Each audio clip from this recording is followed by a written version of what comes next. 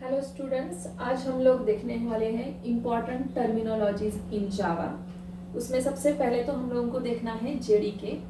JDK आपको पता है, it's a Java development kit जो जावा के प्रोग्राम डिजाइन करने में एंड रन करने में हेल्प करेगा। ठीक है, जेडीके के बहुत सारे वर्जन्स आ चुके हैं। हम लोगों ने जब जेडीके इनिशियली डिजाइन किया था तो जेडीके का वर्जन था 1.0। इसको हम लोग अल्फा वर्जन बोलते हैं। ठीक है, देन नेक्स्ट वर्जन आया जेडीके 1.1। इसको हम लोग बीटा वर्जन बोलते हैं। ठीक है, अब थर्ड जो वर्जन आया वो था जेडीके 1.2। ये जावा का मेजर वर्जन है जिसमें कलेक्शन टॉपिक आ चुका है। सो कलेक्शन टॉपिक जावा का जो सबसे इंपॉर्टेंट टॉपिक है, ये इंट्रोड्यूस हुआ है सिंस जेडीके 1.2। ठीक है, आप ये नोट डाउन कर सकते हो। देन आया JDK 1.3, then JDK 1.4 and JDK 1.5। अब जेडीके 1.5 अगर हम लोग देखें तो ये भी जावा का मेजर वर्जन है जहाँ पे बहुत सारे चेंजेस ऐड हुए। जो आपका ऑटो बॉक्सिंग एंड अनबॉक्सिंग का कॉन्सेप्ट है वो भी यहाँ से आया।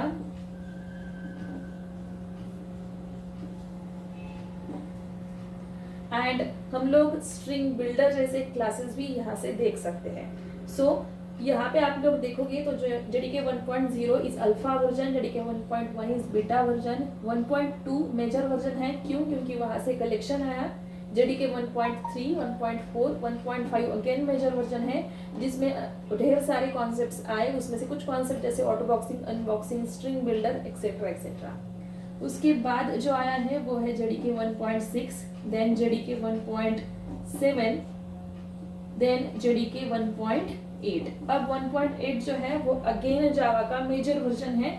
यहाँ पे भी बहुत सारी चीजें चेंज हो चुकी है। ठीक है, अब मार्केट में 1.9, 1.10 ये भी वर्जन्स है, बट अभी हम लोग जो देखेंगे वो जेडीके 1.8 के फीचर्स, 1.7 के features and JDK 1.5 is also important, 1.6 is also important. ठीक है, सो मेजर हमारी जो स्टडीज होंगी वो होंगी 1.5, 1.6 एंड 1.7 एंड 8। ठीक है, सो 8 आप लोग आपके पीसी में इंस्टॉल कर सकते हो एंड इसके साथ आप लोग काम चला सकते हो। ठीक है, तो ये है जेडीके जो जावा डेवलपमेंट किट है जो हम लोगों को इंस्टॉल करना पड़ेगा। जैसे आप लोगों का टर्बो सी है वैसे ही यहाँ पे जेडीके नाम का सॉफ्टवेयर है। आप लोग जब भी जेडीके इंस्टॉल करोगे तो आपके कंप्यूटर पे आप लोगों को जेडीके नाम का फोल्डर दिख जाएगा। ठीक है,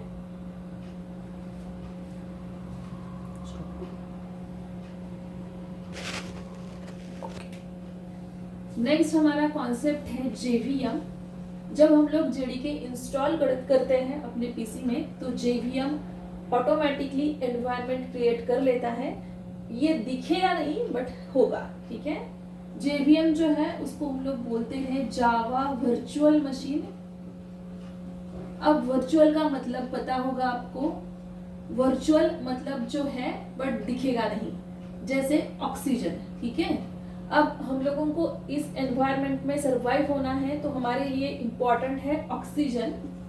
वैसे ही जावा को अगर अपने पीसी के एनवायरनमेंट में सरवाइव होना है तो उसके लिए जो इंपॉर्टेंट चीज है वो है जेवीएम। ठीक है, सो ये जो जेवीएम है वो प्रोवाइड करता है रन टाइम एनवायरनमेंट एंड उस रन टाइम एनवायरनमेंट की वजह से जावा के प्रोग्राम्स रन हो सकते हैं। ठीक है, सो जब भी आप लोग जेडीके इंस्टॉल करोगे एंड कुछ प्रोग्राम लिखोगे, अगर आप लोगों को मेन क्लास नॉट फाउंड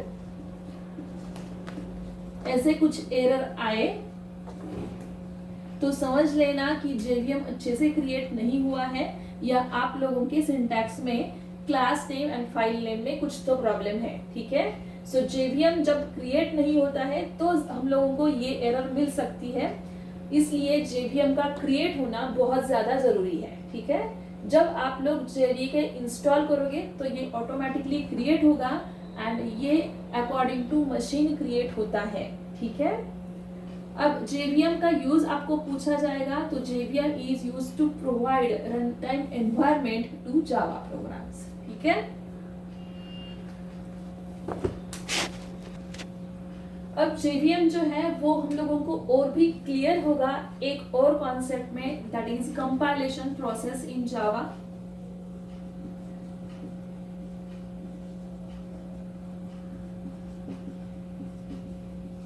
ठीक है, सो जावा का कंपाइलेशन प्रोसेस जो है वो 2 स्टेप में आता है। आपको हमेशा पूछा जाएगा कि जावा का कंपाइलेशन प्रोसेस जो है वो 1 स्टेप में होता है या 2 स्टेप में। तो ऑफ कोर्स जावा का कंपाइलेशन प्रोसेस जो है वो 2 स्टेप में है, इसलिए हम लोग इसको बोलते हैं 2 स्टेप कंपाइलेशन। ठीक है, अब 2 स्टेप कंपाइलेशन में पहली जो स्टेप है हमारी वो है कंपाइलेशन की, एंड उसके नाम से ही पता चल रहा है हम लोगों को यहाँ पे जो यूज होगा वो होगा कंपाइलर। ठीक है, अगर आप लोग नोटपैड यूज कर रहे हो जावा प्रोग्रामिंग के लिए तो आप लोगों को जावा प्रोग्राम कंपाइल करना पड़ेगा। जावा का प्रोग्राम जो है उसका एक्सटेंशन होता है .java। तो अगर मुझे कंपाइलेशन करना है तो मुझे जावा का कंपाइलर यूज करना पड़ता है जो है Java C. Java C, the name itself indicates that it's a Java compiler, and यहाँ पे मुझे डालना पड़ेगा अपना प्रोग्राम नेम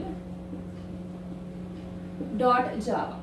ठीक है, सो अगर आप लोग नोटपैड पे लिख रहे हो तो आप लोगों को ये कमांड यूज करनी पड़ेगी कमांड प्रॉम्प्ट पे, javac program name .java, and फिर एंटर बोल के आपका प्रोग्राम कंपाइल हो जाएगा। ठीक है, बट हम लोग यहाँ पे जो यूज करेंगे वो इक्लिप्स एडिटर यूज करेंगे। वो कैसे यूज करते हैं वो हम लोग बाद में देख ही लेंगे। सो हम लोगों की जो कंपाइलेशन प्रोसेस है उसके बारे में अब हम लोगों को डिटेल में जाना है। ठीक है, तो यहाँ पे है मेरा जावा प्रोग्राम। ठीक है, जावा प्रोग्राम जो है उसका एक्सटेंशन जो है वो होता है .java फाइल। ठीक है, अब ये जावा प्रोग्राम जो है वो जाएगा कंपाइलर के पास, तो यहाँ पे आ रहा है मेरा कंपाइलर।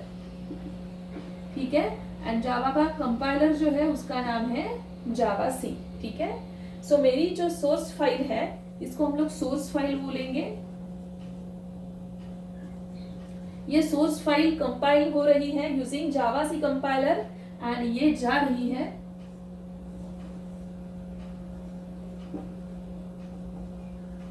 यहाँ पे, वो कन्वर्ट हो रही है बाइट कोड में, एंड इस बाइट कोड का एक्सटेंशन होता है डॉट क्लास। आप लोगों ने सी में देखा होगा जब भी आप लोग प्रोग्राम कंपाइल करते हो तो वो मशीन कोड में कन्वर्ट हो जाता है।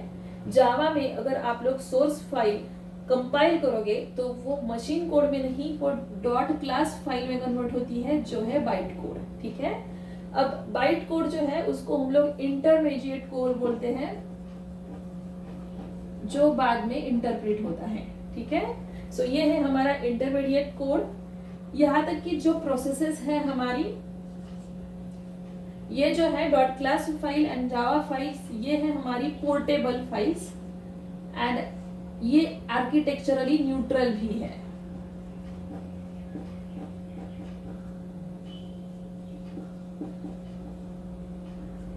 अब पोर्टेबल का मतलब, पोर्टेबल मतलब आप लोगों का डेस्कटॉप एंड लैपटॉप का डिफरेंस देख लो। डेस्कटॉप आप लोग एक जगह फिक्स रखते हो, उसको हम लोग ज्यादा मूव नहीं कर सकते, बल्कि लैपटॉप जो है वो आप लोग कहीं पे भी आसानी से लेके जा सकते हो। ठीक है, सो जो चीजें हम लोग आसानी से किसी और प्लेटफॉर्म में लेके जा सकते हैं उसको हम लोग बोल सकते हैं पोर्टेबल। ठीक है, सो जावा का जो कोड है वो हम लोग एक पीसी से दूसरे पीसी से किसी पे लेके जा सकते हैं। जैसे कि मेरी डॉट क्लास फाइल यहाँ पे दिख रही है, ये डॉट क्लास फाइल जो है वो मेरी हार्ड डिस्क पे स्टोर होगी। अगर मुझे चाहिए तो मैं ये डॉट क्लास फाइल कॉपी कर सकती हूँ अपने पेन ड्राइव में, एंड फिर ये कॉपी करके मैं दूसरी मशीन में उसको पेस्ट कर सकती हूँ। फिर अगर मुझे उस दूसरे मशीन पे अपना कोड रन करना है तो मैं डायरेक्टली इस फाइल को रन करूंगी। मुझे फिर से ये कमांड यूज करने की जरूरत नहीं है क्योंकि ऑलरेडी कंपाइल्ड फाइल मेरे पास है। ठीक है, ये जो कॉन्सेप्ट है एक बार लिखना एंड बार बार रन करना, इस कॉन्सेप्ट को हम लोग बोलते हैं पोर्टेबल। ठीक है, so portable means write once run anywhere. ठीक है, सो पोर्टेबल मीन्स आप लोग आसानी से उसको लेके जा सकते हो। Next is architecturally neutral. Architecture मतलब प्लेटफॉर्म, यानी आपकी ऑपरेटिंग सिस्टम समझ लो। हम लोग जावा का प्रोग्राम जो है वो लिनक्स पे लिख सकते हैं, विंडोज पे लिख सकते हैं, एंड्रॉइड पे लिख सकते हैं। सो ये किसी भी ऑपरेटिंग सिस्टम पे चल सकता है, इसलिए उसको बोला जाता है आर्किटेक्चरली न्यूट्रल। ओके, और वही है प्लेटफॉर्म इंडिपेंडेंट। ठीक है, ऑपरेटिंग सिस्टम को ही अभी प्लेटफॉर्म समझ लो, उस प्लेटफॉर्म पे ये डिपेंडेंट नहीं है, मतलब ये इंडिपेंडेंट है। इसलिए जो पहली स्टेप है जावा कंपाइलेशन की वो पोर्टेबल भी है एंड आर्किटेक्चरली न्यूट्रल है। ठीक है, सो ये है हमारा compilation process. Okay, so next step जो है कंपाइलेशन की उसको हम लोग बोलते हैं इंटरप्रिटेशन।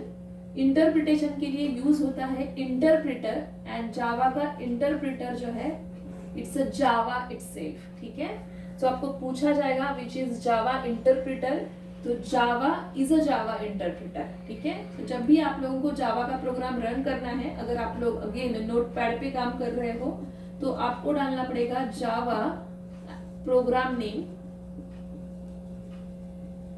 एंटर। ठीक है, सो इस कमांड से आप लोग आपका प्रोग्राम रन कर सकते हो। ठीक है, सो जावा प्रोग्राम नेम ये आपकी कमांड है जिसके थ्रू आपका रन होगा प्रोग्राम। ठीक है, अगेन हम लोग इक्लिप्स पे करेंगे तो वो कैसे करेंगे वो बाद में देख लेंगे। ठीक है, सो अब ये इंटरप्रिटेशन प्रोसेस हमें देखनी है। हम लोगों का जो फर्स्ट स्टेप था वो था कंपाइलेशन। कंपाइलेशन प्रोसेस का जो आउटपुट था वो था डॉट क्लास फाइल। ठीक है, सो इंटरप्रिटेशन के लिए जो इनपुट जाएगा वो होगी डॉट क्लास फाइल। इसलिए मुझे यहाँ पे सबसे पहले तो मिलेगा बाइट कोड। ठीक है, इस बाइट कोड को एक्सटेंशन जो होता है वो डॉट क्लास फाइल। ठीक है, अब ये जो है ये जाएगा इंटरप्रेटर के पास, बट ये जो सेकेंड स्टेप है हमारी कंपाइलेशन की, यहाँ पे इंट्रोड्यूस हो जाता है जेवीएम। जो हम लोगों ने देखा है JVM is Java virtual machine. Virtual means है बट दिखेगा नहीं, जैसे कि ऑक्सीजन जो होता है बट दिखता नहीं है। ठीक है, सो यहाँ पे जो सेकेंड स्टेप में इंट्रोड्यूस हो रहा है वो है जेवीएम। ठीक है, अब ये जेवीएम जो है उसके टास्क हम लोग देखेंगे कि ये एक्चुअल करेगा क्या। ठीक है, सो हमारी जो डॉट क्लास फाइल जो है वो है हार्ड डिस्क पे एंड हमारी फाइल अब इंटरप्रेट होगी यानी रन हो रही है। तो प्रोग्राम जो है वो रन होता है प्राइमरी मेमोरी में। इसका मतलब हमारा प्रोग्राम अब बनेगा प्रोसेस। तो जब भी आप लोगों का प्रोग्राम जो है वो रन होता है तो उसको हम लोग बोलते हैं प्रोसेस। अब मुझे इस डॉट क्लास फाइल को रन करना है तो मुझे उसको प्राइमरी मेमोरी में लोड करना पड़ेगा। ठीक है, तो सबसे पहले तो जेवीएम का टास्क क्या होगा, इस डॉट क्लास फाइल को लोड करना। ठीक है, एंड इस डॉट क्लास फाइल को लोड करने का काम जो है वो जेवीएम सौंपता है क्लास लोडर को। तो क्लास लोडर के बारे में आपको पूछा जाएगा। लोडर लिंकर आप लोगों ने ऑपरेटिंग सिस्टम में शायद देखे होंगे। So loader is used to load dot class file into primary memory and इस क्लास लोडर को मैनेज करने का काम करता है जेवीएम। ठीक है, अब क्लास लोड हो चुका है। अब मुझे देखना है जो भी क्लास लोड हुआ है वो ठीक से आया है या नहीं।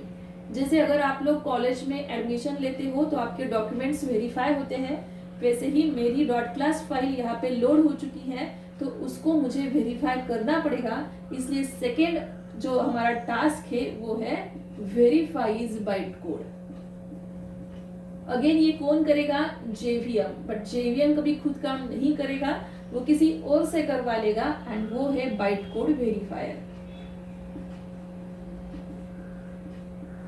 ठीक है, सो पहले तो जेवीएम ने क्या किया, क्लास लोडर को बोला कि क्लास लोड कर लो। क्लास कौन सा, डॉट क्लास फाइल है। देन उसने बाइट कोड वेरीफायर को बोला कि बाइट कोड वेरीफाई कर लो कि वो अच्छे से आया है या नहीं। थर्ड टास्क जो है वो है interpret the code.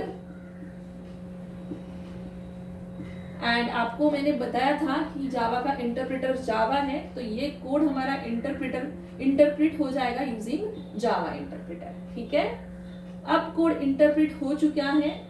Code interpret होने के बाद उसके लिए रन टाइम एनवायरनमेंट प्रोवाइड किया जाएगा। सो फोर्थ टास्क जो है जेवीएम का वो है provides run time environment using JRE. ठीक है, सो यहाँ पे हम लोगों ने देखा है क्लास लोडर। क्लास लोडर जो है वो डॉट क्लास फाइल को प्राइमरी मेमोरी में लोड करेगा। देन बाइट कोड वेरीफायर जो है वो हमारे बाइट कोड को वेरीफाई करेगा। जावा इंटरप्रेटर जो है वो हमारे कोड को इंटरप्रेट करेगा। and JRE, that is Java Runtime Environment, ये हमें प्रोवाइड करेगा रन टाइम एनवायरनमेंट। ठीक है, इसके नाम में ही लिखा गया है जावा रन टाइम एनवायरनमेंट। सो जब भी आप लोग जेडीके इंस्टॉल करते हो तो आपके कंप्यूटर पे दो फोल्डर्स बन जाते हैं, one is JDK, another is JRE. JRE जो है वो है भी एंड दिखता भी है। मैंने बोला था जेवीएम वर्चुअल मशीन है, वो दिखता नहीं है बट होता है। तो जेवीएम का जो इम्प्लीमेंटेशन है वो है जेआरई, इसलिए आप इसको बोल सकते हो it's a implementation of JVM. ठीक है, सो जेवीएम जो है it's a implementation of, JRE is implementation of JVM जो हमें रन टाइम एनवायरनमेंट प्रोवाइड करेगा। सो ये चार जो दिख रहे हैं आप लोगों को, ये एक्चुअल जेवीएम के टास्क है। अगर आप लोग बोलोगे कि JVM provides run time environment तो वो ऑफकोर्स सही है, बट उसके साथ वो और भी बहुत सारे काम करता है, जैसे कि it loads dot class file into primary memory using class loader, verifies byte code using byte code verifier, interpret the code using Java interpreter and provides run time environment using JRE. ठीक है, सो यहाँ पे हमारा code जो है वो complete हो जाएगा एंड ये कन्वर्ट हो जाएगा ऑब्जेक्ट फाइल में, जिसका एक्सटेंशन आ जाता है .obj। ठीक है, सो यहाँ पे आप लोगों का जो जेवीएम है उस पे आप लोगों को चार चीजें दिख रही है, class loader, byte code verifier, then Java interpreter and JRE. ठीक है, सो ये हमारा फाइनल इंटरप्रिटेशन प्रोसेस का डायग्राम है, जहाँ पे हमारा बाइट कोड जो है वो जाता है जेवीएम के पास, तो वो लोड होता है using class loader, then verify using होता है using byte code verifier, interpret होता है using Java and run time environment उसको प्रोवाइड किया जाता है यूजिंग जेआरई। यहाँ पे आपको दो और चीज़ें दिख रही है, that is JIT and leap. JIT just in time compiler, उसके बारे में हम लोग नेक्स्ट ट्यूटोरियल में देखेंगे, एंड लीब क्या है वो भी हम लोग नेक्स्ट ट्यूटोरियल में देखेंगे। फिलहाल ये चार देख लो। सो ये चारों का यूज करके हम लोगों का जो फाइनल फाइल बन रहा है वो है ऑब्जेक्ट फाइल, जिसका एक्सटेंशन होता है .obj। जो हम लोगों की पहली स्टेप थी कंपाइलेशन की, वो हम लोगों ने बोला था पोर्टेबल है एंड आर्किटेक्चरली न्यूट्रल है, बट ये जो सेकेंड स्टेप है हमारी वो है machine dependent and platform dependent. वो एक्चुअली ना ही पोर्टेबल है ना ही आर्किटेक्चरली न्यूट्रल है। आपको बहुत बार पूछा जाएगा कि जावा पोर्टेबल है या नहीं, तो of course Java is portable but JVM is not portable. JVM जो है वो अकॉर्डिंग टू मशीन क्रिएट होता है, इसलिए जेवीएम पोर्टेबल नहीं है, ये हमेशा याद रखो। ओके, सो ये है हमारा कंपाइलेशन प्रोसेस जेवीएम, एंड हम लोगों ने पहले जो देखा था वो थे जेडीके के वर्जन्स। सो अदर जो टॉपिक है हम लोग वो नेक्स्ट ट्यूटोरियल में देखेंगे। Thank you, please do like and subscribe.